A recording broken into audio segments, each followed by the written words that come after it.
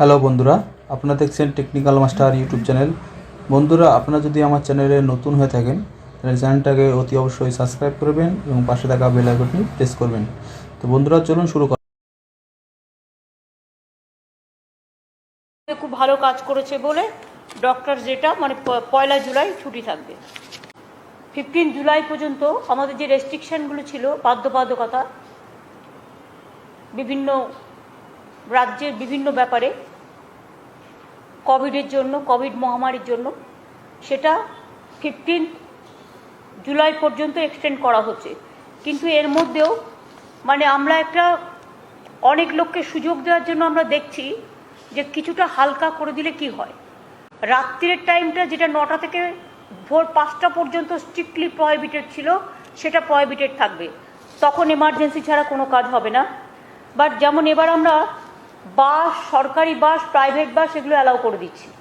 সরকারি বাস, private bus, জেলার বাস, রাজ্যের মধ্যে চলে যে বাসগুলো, প্লাস হচ্ছে অটো, টোটো, ওই যে সমস্ত মানে আছে যানবাহন, হ্যাঁ 50% ক্যাপাসিটি নিয়ে অ্যালাউ করছি। এবং vaccination of drivers and other staff, regular sanitization of vehicle and mandatory wearing of mask, এটা করা হচ্ছে বাই অল।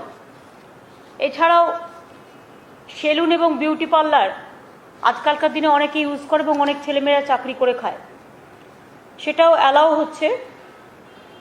ওপেন থাকবে 11টা থেকে 6টা, 50% seating capacity at a time, provided the employees, staff and customers have been vaccinated for COVID-19 and subject to regular sanitization.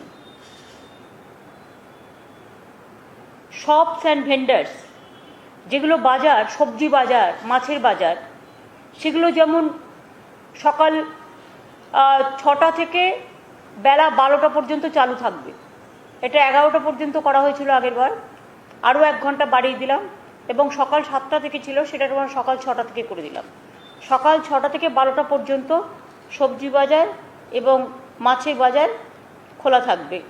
বাদবাকি দোকান যে সমস্ত আছে সেগুলো আমরা পুরো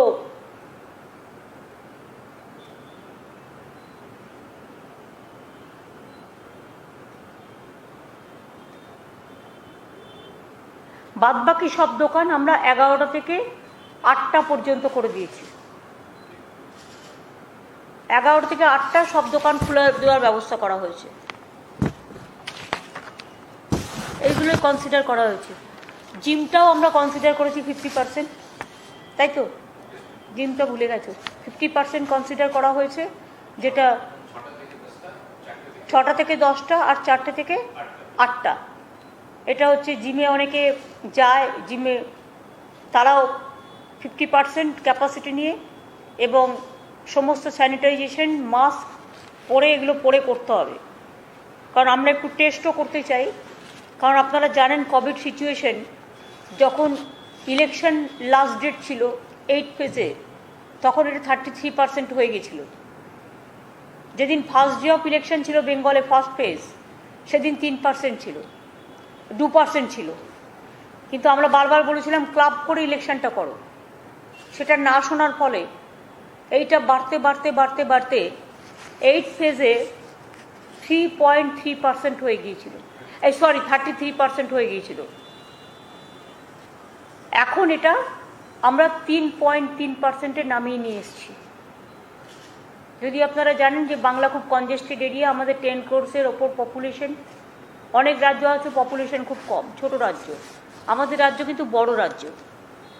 এবং আমাদের ডিসচার্জ রেটও এখানে 97.36% হয়ে গেছে।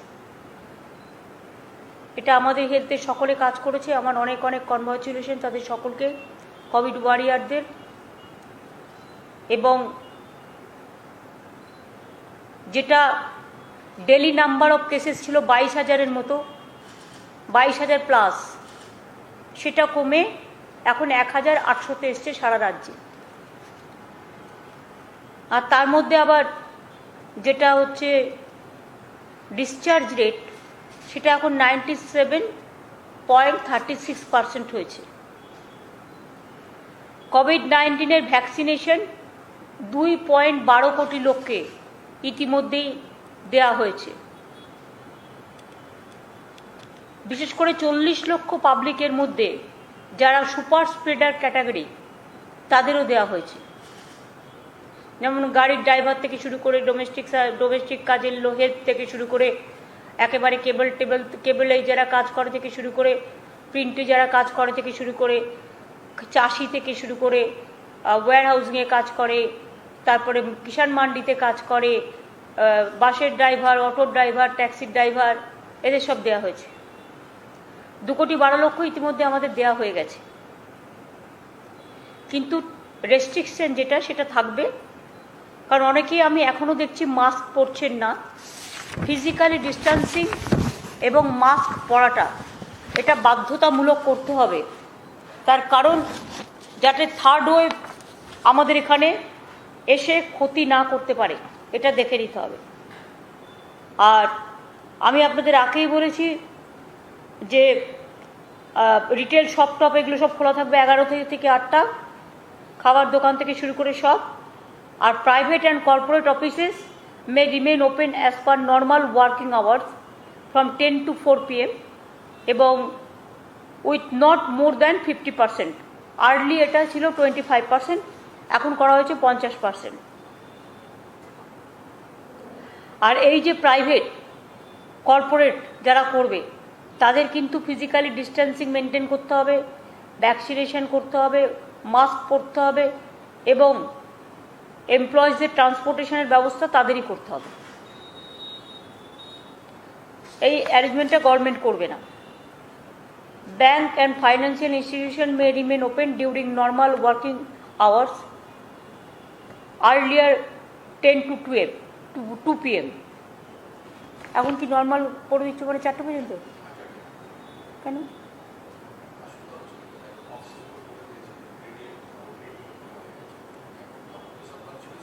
কিন্তু ওরা চাইছিল না এতটা। হ্যাঁ, এটা 10 to 2 থাকুক, কারণ একেবারে সব করা যাবে না। শেষকালে খুব তাড়াতাড়ি যদি আবার এটা বেড়ে যায়, সুতরাং দেখে নিতে হবে যে এমন কিছু আমরা করব না। আর আমরা এটা একটু ছেড়ে দেখছি যে এটা কি হচ্ছে, মাইনাস প্লাস কি, সেই দেখে আবার পরবর্তী পর্যায়ে ব্যবস্থা। এর উপরে কারো কিছু জিজ্ঞেস করার আছে?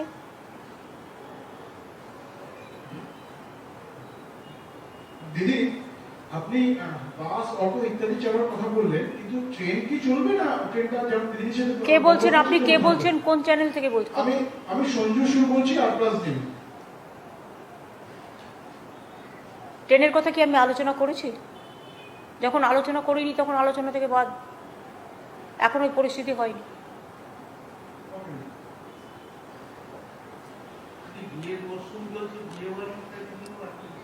বিয়ের ওই তো 50 জন পর্যন্ত অ্যালাউ করা হয়েছে, তার বেশি নয়। পলিটিক্যাল, রিলিজিয়াস, কালচার এখনও মনে রাখবেন 20 পর্যন্ত allowed. It may be inside, it may be outside. কেউ আমি দেখছি ডিজাস্টার অ্যাক্ট কেউ মানছে না, গায়ের জোরে নিজেদের কাজ করছেন, তাদের বিরুদ্ধে গভর্নমেন্ট কিন্তু ডিজাস্টার আইনে অ্যাক্ট নেবে, তা আইন অনুযায়ী কাজ করবে। কারণ আইন কিন্তু সবার জন্য সমান, আমার জন্য যেমন সমান, অন্যদের জন্যও সমান।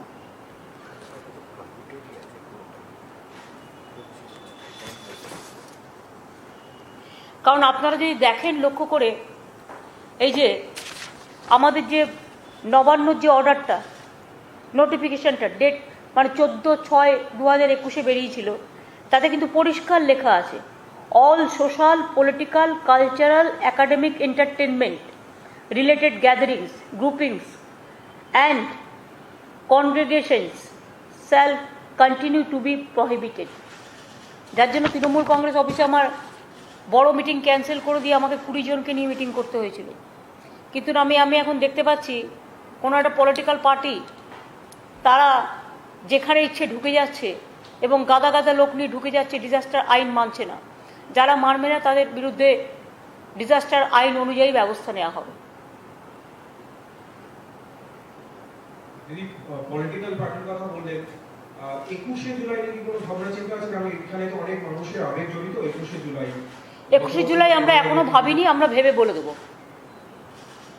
যেহেতু লকডাউন চলছে এবং 15ই পর্যন্ত তো আরও এক্সটেনশন হলো, সেজন্য পরে 6টা দিন আমরা হাতে পাবো, তাই ওটা ভেবে বলে দেবো। দিদি একটা বিষয়, দেবাঞ্জন দেব এই ইস্যুতে কিছু বলবেন? কারণ এই বিষয়টি নিয়ে বিভিন্ন রকম অভিযোগ উঠছে। না না, বলে কি তাকে জনপ্রিয় করার দরকার আছে? বলে কি তার নামটা বারবার বলছেন কেন? যে চোর হয়, ডাকাত হয়, প্রতারক হয়, তাদের নামে পাবলিসিটি করতে নেই, প্রতারক হিসেবে বলবেন। তাহলে আমি বলবো যে এই প্রতারক যে ধরা পড়েছে, তার এত বড় সাহস, ঔদ্ধত্য, অহংকার, যে সে সমস্ত নকল করে, চিট করে। এটা তো সরকারের নয়, সরকারের ব্যাপারে কোনো ভূমিকা নেই, কারণ এটা সরকার করেনি। মানুষকে কখনো কখনো বুঝতে হবে। অনেকে আছে এসে বলে এই চিট ফান্ডে টাকা রাখুন, মানুষ, সাধারণ মানুষ, সহজ সরল মানুষ রেখে দেয়, ফলে কিন্তু টাকাটার ফেরত পায় না, চিটার পালিয়ে যায় চিট করে। এরকম কিছু কিছু লোক আছে দেখতে সুন্দর এবং তারা সেজে গুজে টিপটাপ থাকে এবং তারা প্রতারণা করে বেড়ায়। কখনো চিফ মিনিস্টারের সই নকল করে, কখনো প্রধানমন্ত্রীর সই নকল করে, কখনো গভর্নমেন্টের সই নকল করে। আপনারা কি ভুলে গেছেন যে গভর্নমেন্টের গাড়ি নিয়ে, লাল আলো নিয়ে পার্লামেন্ট অ্যাটাক করতে গিয়েছিল? যখন পার্লামেন্টে মারা গেছে অনেকে, পার্লামেন্ট অ্যাটাক হয়েছিল, তো গভর্নমেন্টের গাড়ি নিয়ে গিয়েছিল। সুতরাং যারা এসব কাজগুলো করে, এদের আমি মানুষ বলে মনে করি না, অমানুষ বলেও মনে করি না। এদের এই সমাজে থাকার যুক্তিযুক্ততা নিয়ে আমার, যদি কাউকে বড় টেরোরিস্ট বলা যায়, মানুষের জীবন নিয়ে যারা খেলে, এরা টেরোরিস্টদের থেকেও ভয়ঙ্কর। এবং তাদের বিরুদ্ধে কানে আসার সাথে সাথে আমরা স্ট্রং অ্যাকশন নিয়েছি, সিট তৈরি করা হয়েছে। এবং আমি নিজে পুলিশ কমিশনারকে 3-4 বার কথা বলেছি এই ব্যাপারে কোনো এক্সকিউজ করা যাবে না। স্টেট তার অডাসিটি কতটা, তার অহংকার কতটা, আর যারা তাকে সাহায্য করেছে সে যেই হোক, A to Z, কাউকে কোনো কম্প্রোমাইজ করা যাবে না। Will take all strong action. Police already start করেছে। তিনি যাকে যাকে এইসব ইঞ্জেকশন পুশ করেছিলেন তাদের নামও জোগাড় করা হয়েছে এবং তাদের পুরো স্বাস্থ্য ডিপার্টমেন্ট একটা এক্সপার্টস টিম করেছে। স্বাস্থ্য ডিপার্টমেন্ট তাদের প্রত্যেকের শরীরের দিকে নজর রাখছে। যেখান থেকে বলছি ভ্যাকসিন কিনেছিল সেই জায়গাটাও রেড করা হয়েছে, সেখানে এখন পাওয়া যাচ্ছে না। এবং আমরা নজর রাখছি পেশেন্টগুলোর ওপর, এবং সেই পেশেন্টদের আবার ভ্যাকসিন দেওয়া যায় কিনা সেটা এক্সপার্টস কমিটি ঠিক করবে, দেখে নিই। আর মিমির শরীর অসুস্থ, এটা নিয়ে আপনারা যেমন চিন্তিত, আমরাও চিন্তিত। আমি নিজেও কথা বলেছি ওর সাথে। ওর একটা গল ব্লাডারের প্রবলেমও আছে, যার জন্য অসুস্থটাও হয়েছিল। এবং আমি এখনো বলি যে আমার ধিক্কার জানানোর ভাষা নেই। আমি সবাইকে বলবো এই ধরনের চিটারদের কাছ থেকে দূরে থাকুন। আর এই ধরনের চিটাররা রাস্তায়, ধরুন আমরা যাচ্ছি একটা লোকের বাড়িতে, সামনে দাঁড়িয়ে একটা ছবি তুলে নিল, তার মানে এটা নয় যে আমার সাথে তার জানাশোনা আছে।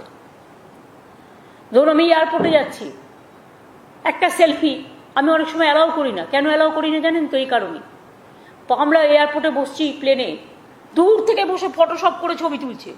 ছবি দেখিয়ে কোনো কিছু হবে না, এটা আপনাদের সিদ্ধান্ত নিতে হবে। এবং ফটোশপ করেও কোনো লাভ নেই। ছবি যে কেউ, যারা এই প্রতারণা করে, সব পার্টির সাথে একটা করে ছবি তুলে রেখে দেয় এবং ছবি তুলে কাজে লাগানো আমি চিনি, এটা প্রচার করা তাদের কাজ। এরা হচ্ছে ঠকবাজ। এরকম ঠকবাজ সমাজে এখনও আছে, তাদের দিকে কড়া নজর রাখতে হবে। এবং ডিস্ট্রিক্ট অ্যাডমিনিস্ট্রেশনকেও বলে দেওয়া হয়েছে এবং পুলিশকেও, পুলিশের চোখের সামনে এরকম কে কোন অফিস চালাচ্ছে, কে কি ব্যবসা চালাচ্ছে, এগুলো মাঝে মাঝেই সারপ্রাইজ ভিজিট করে দেখা দরকার, চেক করা দরকার বলে আমি মনে করি। এবং এক্ষেত্রে পুলিশ তার দায়িত্ব এড়াতে পারে না, কর্পোরেশনও তার দায়িত্ব এড়াতে পারে না, এটা আমি ব্যক্তিগতভাবে মনে করি।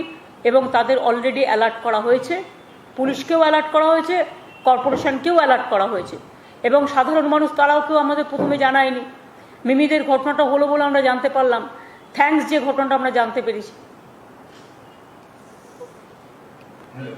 ইতিমধ্যে গ্রেফতার করা হয়েছে, সব রকম ব্যবস্থা নিচ্ছে রাজ্য সরকার, কিন্তু বিজেপি পক্ষ থেকে তারা বলছে সিবিআই তদন্তের দাবি করছে। পাশাপাশি কিছু না জানিয়ে বিজেপির কিছু বিধায়ক তারা স্বাস্থ্য ভবনে পৌঁছে গেলেন এবং পরবর্তী সময় ধরুন আমি একটা কথা বলি, শুনুন, ওদের কাজ হচ্ছে ইডি আর সিবিআই। তাই যদি তদন্ত করতে হয় তাহলে প্রথম তদন্ত করতে হয় সিবিআইকে।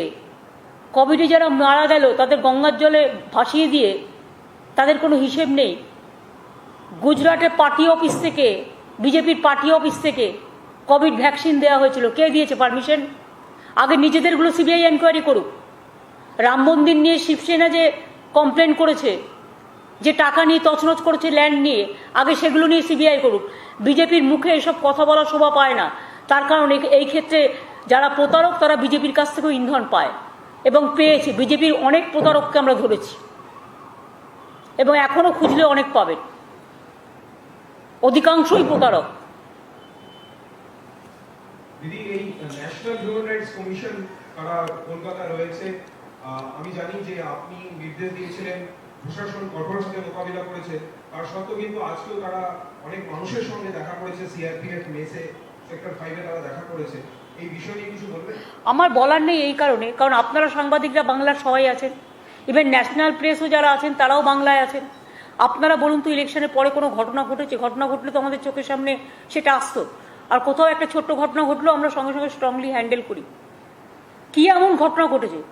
এরা পলিটিক্স করবার জন্য কখনো গভর্নর চলে যাচ্ছেন এর বাড়ি ওর বাড়ি, এটা রুটিন।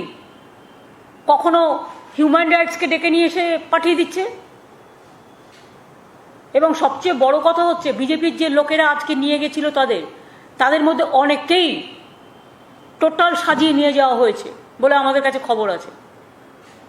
আর এবং বিজেপি পার্টির লোকেরা নিয়ে গেছে তাদের। দু একটা কেস থাকতেই পারে, বাদ বাকি সব কেস বিজেপির সাজানো।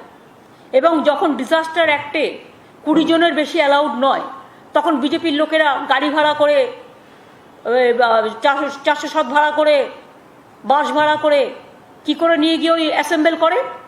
কি করে করে? ডিজাস্টার রুল তাদের জন্য কাজ করবে না? ডিজাস্টার ল তো কাজ করবে। আর এটা যারা উচ্চ পর্যায়ে আছে তাদের আমি রেসপেক্ট দিয়ে বলছি যে আপনারা বিজেপির কথায় কাজ করবেন না, ইম্পার্শিয়ালি কাজ করুন, আমাদের ফুল কোঅপারেশন পাবেন। এই তো রাজ্যপাল দেখলেন তো, ঘুরে এলো উত্তরবঙ্গ থেকে, কি করতে গেছিলেন, কত লোককে নিয়ে গেছিলেন। আরও আজকে আবার নতুন টিম গেছে উনি চলে আসার পর, কারণ সেখানে আরেকজনকে রেখে দেওয়া হয়েছে। কাদের সাথে মিট করেছেন? বিজেপির এমপি, বিজেপির এমএলএ, বিজেপির ব্লক সভাপতি। এবং কেন তিনি হঠাৎ করে উত্তরবঙ্গ সফরটা বেছে নিলেন?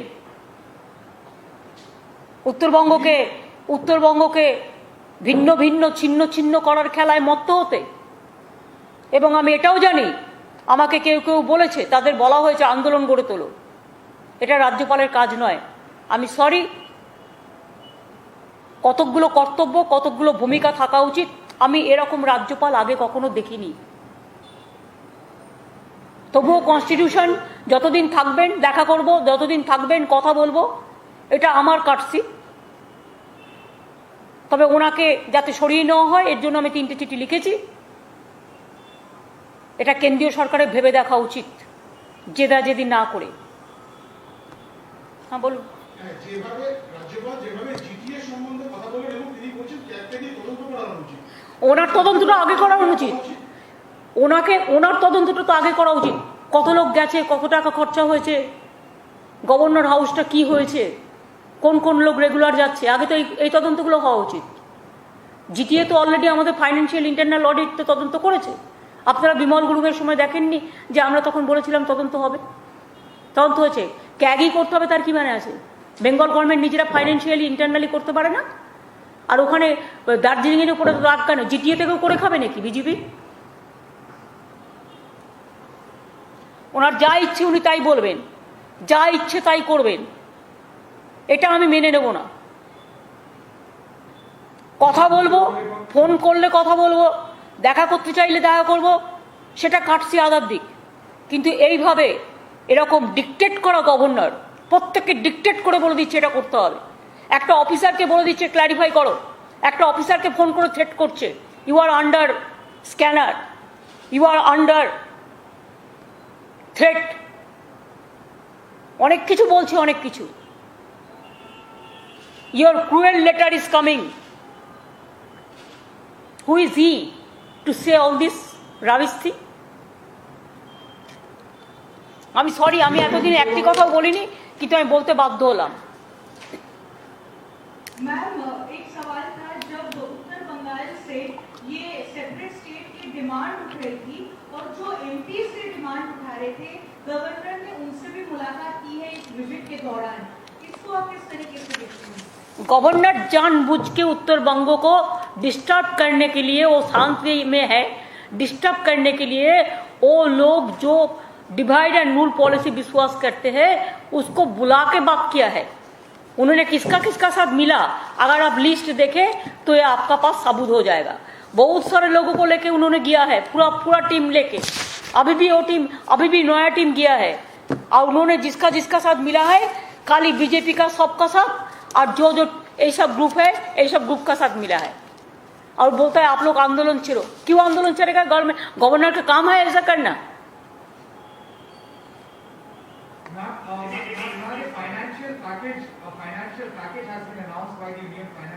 I am not talking anything about it. I will ask, please give GST free vaccination and medicine, the equipments first. And number 2, vaccination should be for all, universal. First give the vaccination. Then they say something, but they never implement it. That's why I don't comments about their situation. Ma'am, when everyone was asking for relief, we are giving credit. 1.1 lakh crore credit they are offering. It's not a relief package. They are calling it a relief package, but more it's like a credit. People can borrow it, but people also have to return it. It's not a relief. That's why instead of giving the discredit, instead of giving the credit to the people, they are giving credit for discredit. दीदी, governor जब गए थे तो सुनने में आ रहा है 40 से 50 लोग गए थे, 15 से 20 गाड़ियां गई थी, वो भी सरकारी खर्चे थे। इस पर कुछ कहेंगे? आप लोग तो सांबादिक है, जर्नलिस्ट है, आप ढूंढ के बेर करो ना, कौन कौन गया था, क्यों गया था, कहाँ से कहाँ घूमा, कौन कौन आया, फिर आज भी कौन लोग गया, उसका पहले 3 दिन दिल्ली में रह के आया, कितना लोग गया, क्या क्या किया, उधर से गुड़गांव का क्यों गया, पूरा आप लोगों ने छानबीन करके देखो।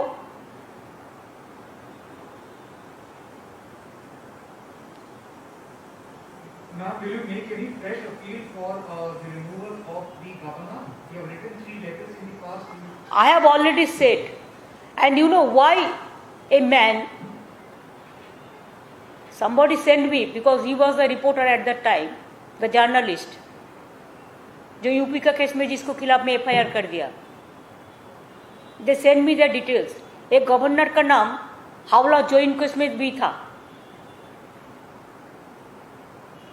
but they have gone to court, cleared it from the court, but again the PIL is been there and it is not finalized. The pending is that PIL is pending there. What do you want to know more? What do you want to more know? No. So do you think we will write? He is a corrupted man. He is a corrupted man. I am sorry to say. All corruption oriented man. Why central government will allow a governor like this? हावला joint case में अगर governor का central government का पास पता नहीं है तो मैं कह देती हूँ, आप चार्जशीट निकालिए, वो चार्जशीट में उनका नाम था कि नहीं था। पहले आप कोर्ट को मैनेज किया, उसका बाद फिर कोर्ट केस हुआ, वो कोर्ट केस अभी तक फैसला नहीं हुआ। হাওড়া জয়েন্ট কেস ওনার নাম রয়েছে, হাওলা জয়েন্ট কেস 96 সালে। হ্যাঁ, তারপর আচ্ছা চার্জশিটে নাম ছিল, উনি চার্জশিটেড হয়েছিলেন, তারপরে কোর্টে গিয়ে ওরা কোর্ট থেকে ক্লিয়ার করে, ক্লিয়ার করবার পরে আবার রিট পিটিশন হয়, PIL বা রিট পিটিশন কিছু হয়, এবং সেটা এখনো পর্যন্ত পড়ে আছে কোর্টে। পলিটিক্যাল মোটিভেশন দিয়ে করছেন, রাজভবনটা কি বিজেপির অফিসে হয়ে যাবে দিদি? আমার থেকে আপনারা ভালো বলতে পারেন, আপনারা তো এতদিন ধরে ওয়াচ করছেন, আমি তো অনেক সহ্য করে ওসব কথা বলিনি। আমরা কি খাবো সেটা উনি ঠিক করবেন, আমরা কি করব সেটা উনি ঠিক করবেন, কোন অফিসার কোথায় যাবে সেটা উনি ঠিক করবেন। উনি নিজেকে কি ভাবছেন? এখানে একটা ইলেক্টেড গভর্নমেন্ট 2 মাস আগে ম্যান্ডেট নিয়ে এসছে, এত ম্যান্ডেট নিয়ে আসার পরেও উনি ডিক্টেট করবেন কেন? সবাইকে ডিক্টেট করেন, আমি নাম বলছি না, অনেক হায়ার অথরিটি থেকে শুরু করে লোয়ার অথরিটি পর্যন্ত সবাইকে ডিকটেট করেন। হু is he? He is merely A governor, nothing else. Is it the way how central government is functioning? Why they will disturb the state like this? Somewhere they are sending governor, somewhere they are sending National Human Rights Commission, somewhere they are sending Tribal Commission, Minority Commission, this and that later, what not? Even pandemic situation also they cannot afford.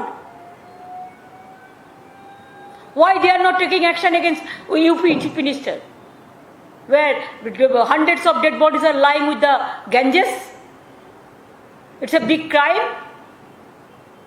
There is no number, no record. Why they are only obstructing Bengal and abusing and accusing Bengal? What Bengal have done the wrong thing? What for? They tried, they failed. Even how they organize the election, everybody you have seen, from money to election commission, how they help them, how they capture the administration. Every officer change, every IC change, every observer change. It is just like a party oriented one election. I have never seen like this. It is not the democracy. We fought against the autocrats. But after that, when we won the election, they should have digested it. They should have tolerated it. They should have accepted the public verdict. Instead of that, every day they are calling the governor and giving the information. They are sending the ED and they are sending the CBI and they are sending the I know what not to disturb only our people. Why? Can they manage India? How many countries they ban India? Not allowing because of COVID? Don't you think it is a matter of shame for the country? We feel proud for our country and we feel embarrassed when we are totally banned from the outside. What they are doing? Accept the election and to capture the election and rigging and sometimes to fight, to play the dirty game through this social network. The fake report.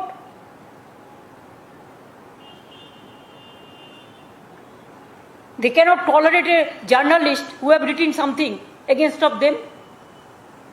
FIR has been lost against of him also. What they think? I am sorry to say, nowadays the media became very weak. Otherwise, if all the media should have done the right thing, I think you can save the democracy. The judiciary, the media, these two can save the democracy. Otherwise, India will lost everything.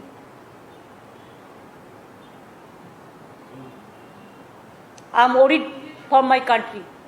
আমরা অনেক বলে দিয়েছি, আজকে আর নয়। Thank you.